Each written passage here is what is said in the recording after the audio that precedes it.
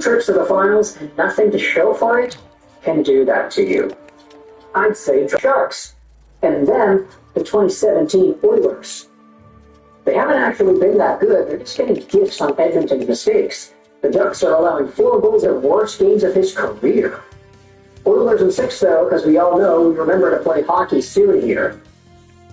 And I love that this comment was put at the end there because it's like, oh yeah, once the Oilers wake up, let's assume they do. There's a general chance that I'd say they wake up and remember how to play hockey, and it's like, oh, okay, they're back.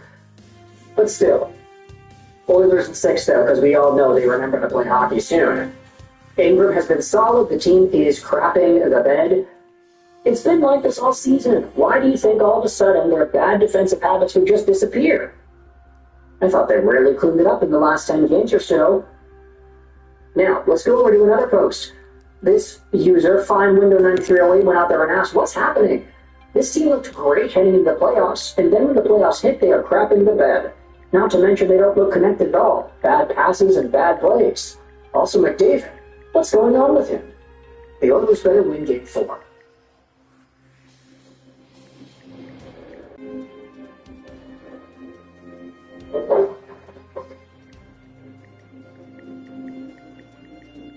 NHL isn't just a savings bank.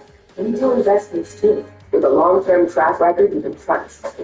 So instead of just parking the money, you can invest it. Tangible. Don't just park your money. Invest it. All the regular centermen are at least somewhat injured. Leon has a shoddy knee. McDavid just got a strained ankle. Dickinson and Rico are completely out.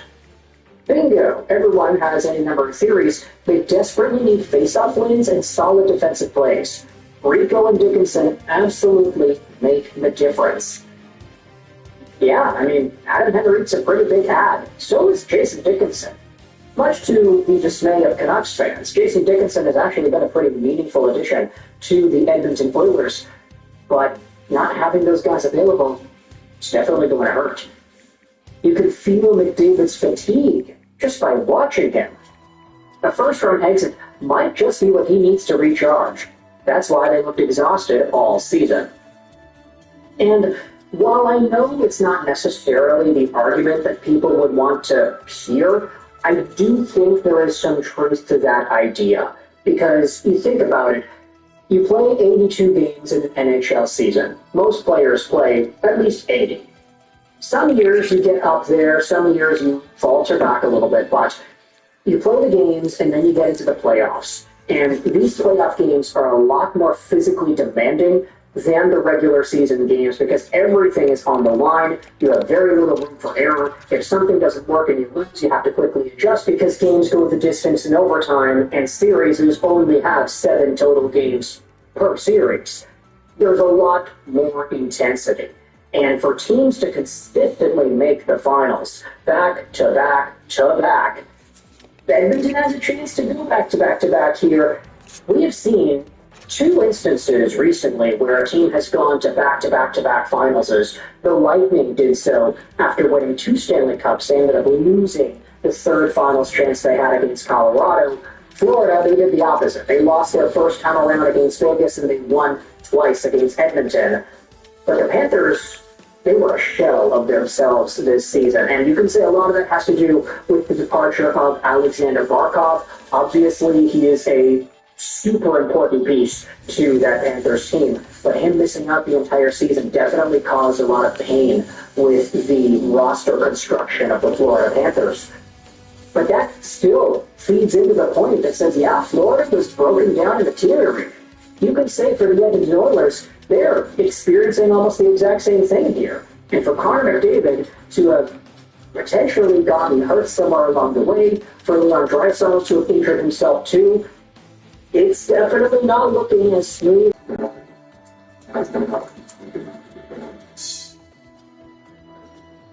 These are all AI voices that are strictly for entertainment purposes. If you think I'm playing a video game to push some kind of looking laughter in right, center, up, down, whatever, kind of propaganda, then I really need to reevaluate my life. Viewer discretion is also advised. Not my job to keep an eye on your damn kids. Thank you for watching. And Flyers all the way, baby. Change your picture, dude. Oh, no. Plus, I like this one. Well, I don't appreciate you having in my office in front. It's our office. No, it's mine. Ben, tell Donald I don't need to change my picture. Why would you need to change the picture? Because Donald's office is in. Well, he didn't change his. I don't need to. Mine's perfect. I also haven't changed mine in a while, so who cares? We gotta get started like right now. Now, hold on. Time out. I'm great, Barry. How are you tonight? The playoffs bracket challenge closes tomorrow, so we gotta get this started. I thought we were hopping on Tuesday. They're permanently banned from this game. Oh, because you're so innocent, Mr. Roadblock. I've never been banned. No. Yeah, they actually encourage that kind of behavior over there. Sick fucks. All right, so here's the bracket. Can you see my screen? Yeah. Yep. Okay. Well, no one said. Whatever the worst case, just pick them. I don't want to piss people off. Well, I'm sure we will do that regardless if we try to or not. Yeah, people take this very seriously. Flyers, just pick them there. Call it a day. I don't shut them in. But then again, picking them will make Jim happy, so let's pick someone else. Okay, well, it's forcing me to start here, so we got the Kings and Avalanche. Can we see the analysis? Oh, for God's sakes, we're going to have to do this right there. Matchup. Base our predictions off statistics?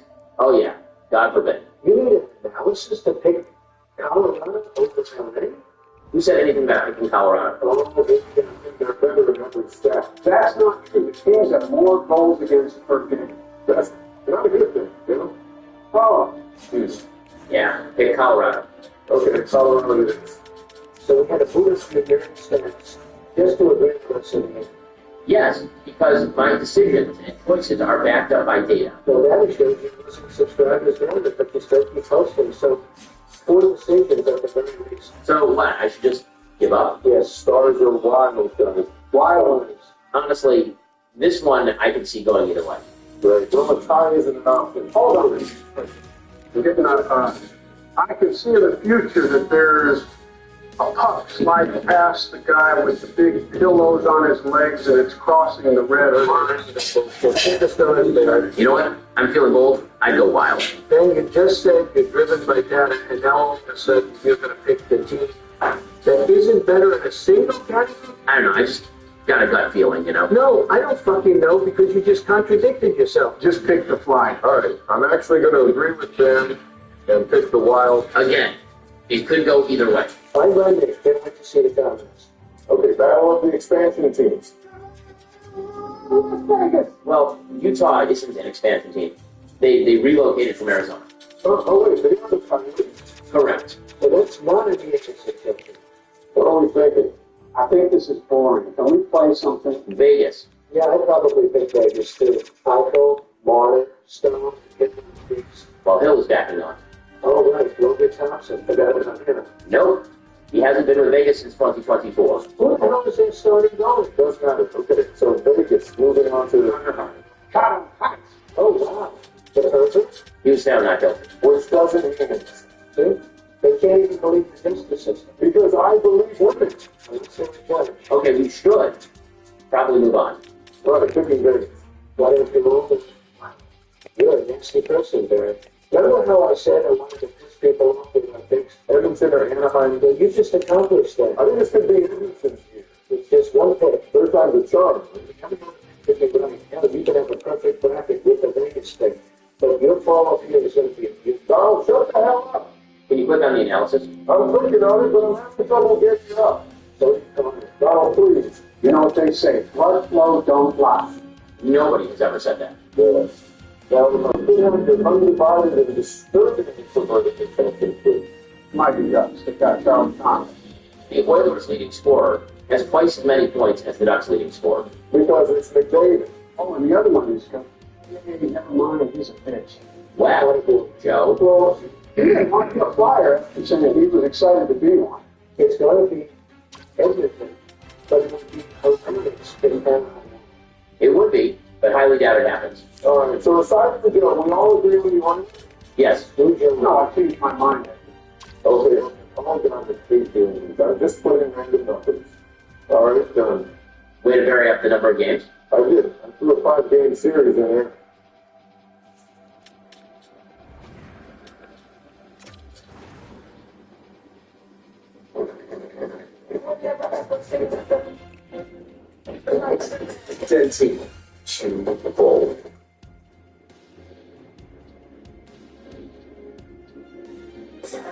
Get all-wheel drive capability you can count on with the Hyundai Kona.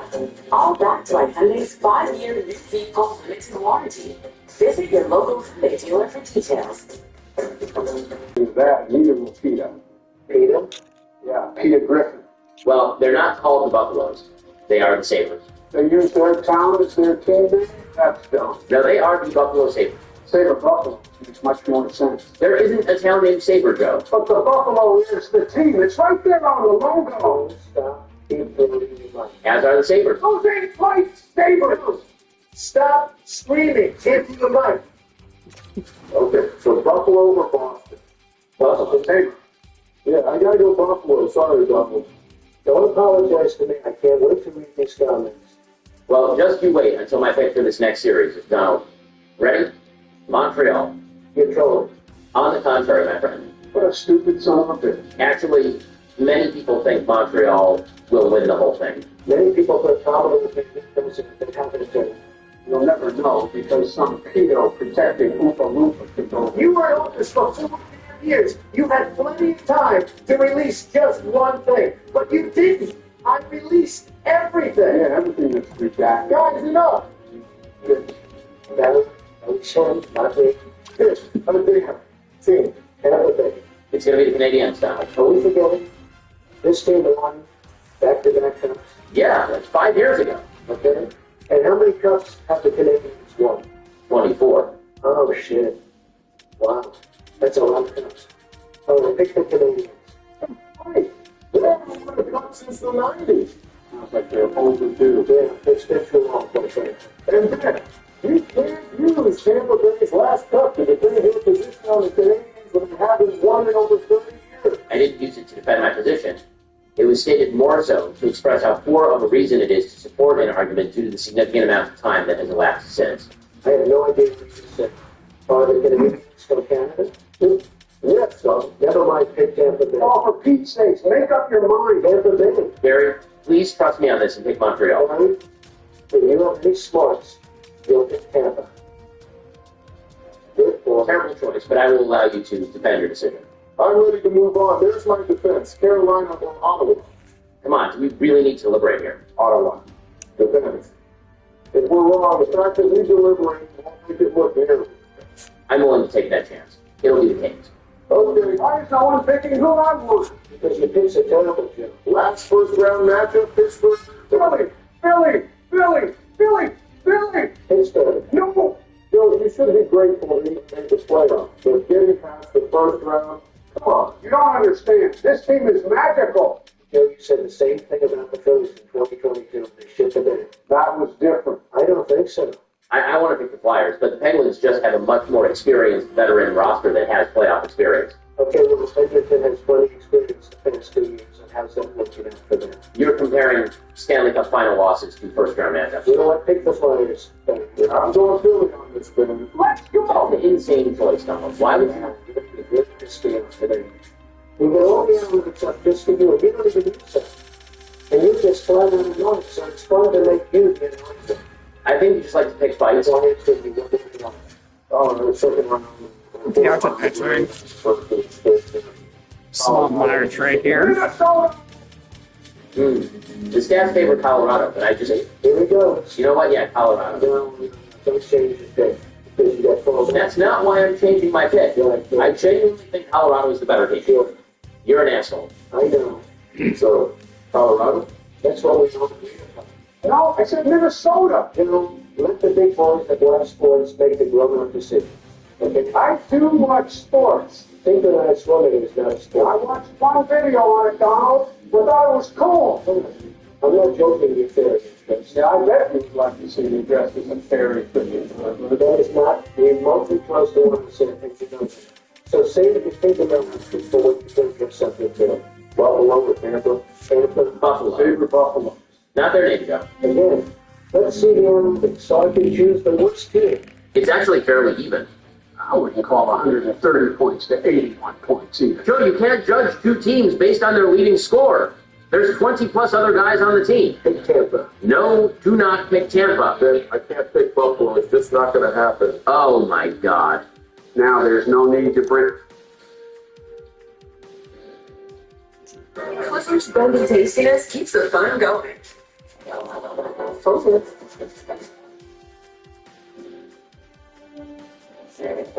Little supermarkets. Yeah, I'm definitely trading Heedle. If he plays really well, So we it's have been thoughtful. having a bunch of conversations in regards to And the if he does- 2026 NHL entry draft. Plays really well, And that's where stat the roll. Vancouver Canucks may pick. You see, yesterday we spoke about the idea of Caleb Malhotra potentially preventing the Vancouver Canucks from hiring Manny Malhotra as their new head coach. We also spoke the other day about whether or not the Canucks could draft Caleb Malhotra in the second overall spot over a guy like Ivar Stenberg. Now, Stenberg is the main conversation point that I wanted to focus on today because it turns out the guy that some folks were projecting as a first overall caliber talent back at the World Juniors might not even go two, depending on who you ask. Now, the reason we are bringing this up again is because of a video clip that was posted on Canucks Army. It's Harmondale on what I believe is the Canucks Conversation podcast, going out there and asking whether or not we've gotten ahead of ourselves. Whether or not Ivar Stenberg is a guy that could actually fall to 3. To which the guest on the show replies saying, yeah, it's actually possible. And essentially the argument that is proposed here is that there might be a team or two that wouldn't actually think about taking Ivar Stenberg number 2 if they were given the second overall pick. The example given is the San Jose Sharks. This is a team that if they end up going second overall and Gavin McKenna goes first, they might actually be more inclined to take a defenseman, a Keaton Verhoff or a Chase Reed. Why? Because San Jose already has Michael Nisa, Will Smith, Macklin Celebrini, Eklund. They've got a lot of young talent up front at center and on the wings, and they kind of need more guys in the back end. They've got Sam Dickinson. That's like kind of it. I mean, Malcolm Abdullah is fine, but still, San Jose, if they were to go all the way up to number 2, they might actually be a team to take Chase Reed or Verhoff in that spot. And then you have other teams that might actually be thinking in the same way that Vancouver could be thinking when we had spoken about this Jeff Merrick conversation here. If they're drafting second and it's kind of split in 2, Caleb Malhotra goes second, or a defenseman goes second, it gives the Vancouver Canucks the chance to take Stenberg in that third overall spot regardless. Now, with all this said, let's go out there and review some of the NHL draft lists that we have over here. The consolidated ranking has Ivar Stenberg listed as the second overall guy. He is there behind Gavin McKenna. It's been McKenna-Stenberg for most of the year, with Verhoff following in short order. The World Juniors is really where Ivar Stenberg put himself on the map, even though Gavin McKenna did outscore almost all the guys in the draft, if not everybody. Stenberg, with his 10 points in 7 games for a Swedish gold medal squad, was good enough to put himself in a much different conversation than McKenna at that tournament. I just remember the way we were talking about it, it was like, yeah, McKenna might have produced more points, but the guy looked super immature and he didn't step up when his team needed him to. Stenberg looked like an NHL veteran playing at the World Juniors, despite the fact that he's draft eligible. He's got another year's worth of World Junior eligibility before he's not allowed. So, super mature player, just a total pros pro, and he was able to do some great work. Now, when we look at some of these other lists, let's go over to Craig Button's list, because Button has Stenberg at number 4. He goes out there and lists Gavin McKenna, Carson Karels and Chase Reed above Ivar Stenberg. Now, Karels is a really particular name that we actually haven't talked too much about in this season, and a lot of that has to do with the fact that my Vancouver Canucks are not really shooting, I guess, for a Karels at this point. It really looks like a McKenna Stenberg or a Reed or a Malhotra type is going to Vancouver. Maybe not necessarily Carson Karels. But if you take a look at some of these other lists here, Kennedy has Stenberg at 3, Peters has Stenberg at 3. I mean, it's not a consistent 2 for Stenberg, depending on whom it is that you ask. Chris Peters has Keaton Verhoff at number 2. Meanwhile, you have Kennedy. They have Keaton Verhoff number 1, McKenna number 2, and Stenberg number 3. All that to say is that Ivar Stenberg might actually not be a lock for the top 2 in the same ways that we all thought that he would be.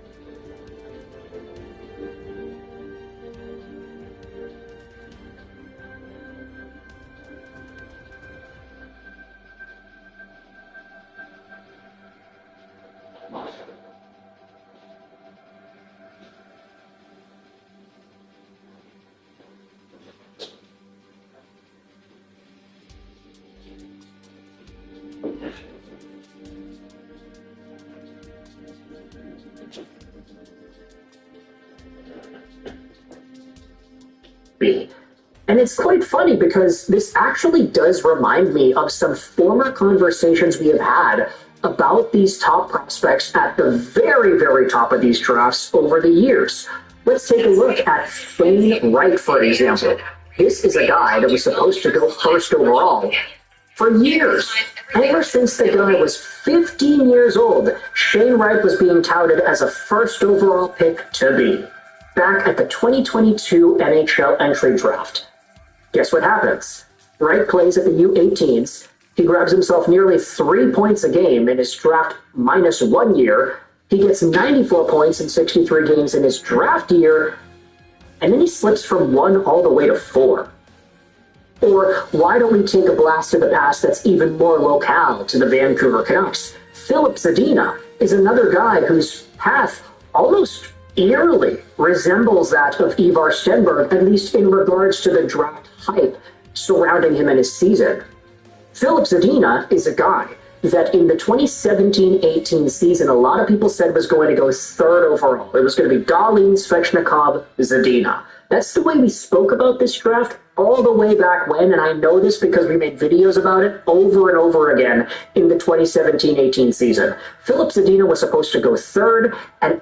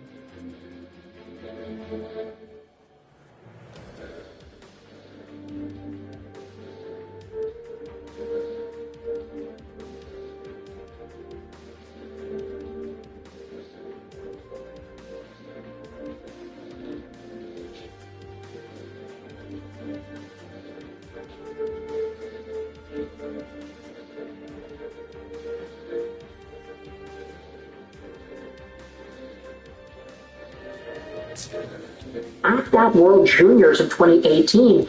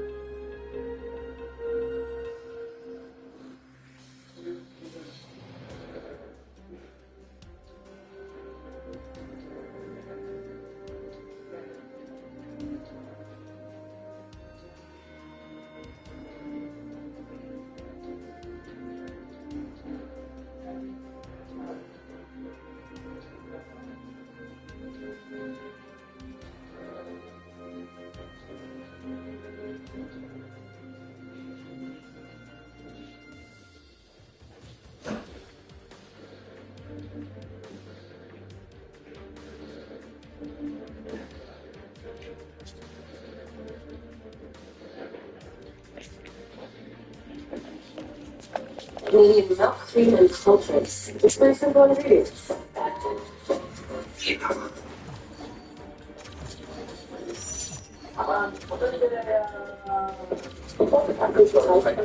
The hardest thing is to get started. It's the ideas and the choice and which ones to flesh out that I think are very interdisciplinary. We started to deal with computers in higher and higher levels of abstract. The Metalburg Woods is like the Viridian Forest of Pokemon, but with a larger variety of Pokemon. Having already played through Fire Red using only Viridian Forest Pokemon, I've decided to do the same thing for Hoenn and use only Pokemon from these woods. Before we begin, be sure to check out Pokedoku, who's collaborating with this base. Pokedoku is a puzzle website inspired by Sudoku, but instead of numbers, you fill the squares with Pokemon. And today, there's a special Nuzlocke Just Game puzzle that I challenge you to complete using only Pokemon from the Petalburg Woods line. With that, let's get started. I can't use any of Birch's lane Pokemon, but I choose to so anyway to make things a bit tougher in the future. On Route 101, you can catch a Wurmple, but I want an authentic one from the woods, not this cheap knockoff. Before I can get there, I defeat May with my Gecko, talk to my dad, and am finally able to wander aimlessly through the woods. My real starter ends up being a Shroomish. Next, I get Cascoon and Zigzagoon, who would have been a pooch if this were Emerald, but I play Emerald enough as is. Silcoon is different enough from the cast, so let's get her too, followed by Slackon, and finally Halo. This gives me a full team of 6 Pokemon. We easily defeat